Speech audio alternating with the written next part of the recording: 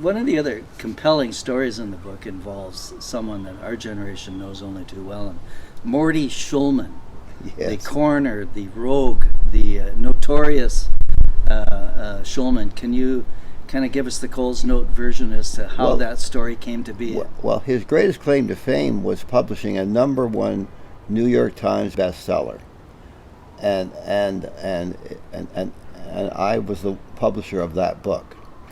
In fact, let's he- take it a step further. This was your idea. Yes. You went to his office. That's right. And told him he has to do this. That's right. I wanted to publish a bestseller, and so I thought the best way to determine what topic to go after is to review past bestseller lists. So I got the past bestseller list in the New York Times, and had a look to see what books regularly sell well, and one of the topics that stood out was books on how to get rich.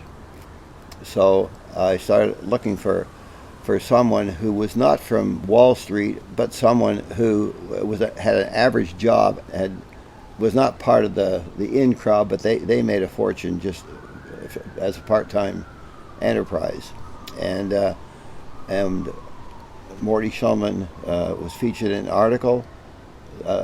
He was at the time the coroner, the very publicity hound coroner in Toronto, and there's an article in the paper, Shulman Raps Phony Stock Deal, and I read it and learned he was a very wealthy man through personal investing, and he had an ability to generate publicity like nobody I'd ever met. So he seemed like the perfect guy.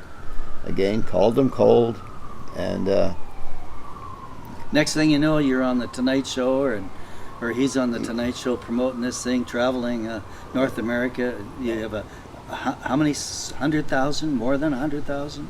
his book sold 2 million copies. 2 million. Excuse me. Wow. I mean, this is a success story. So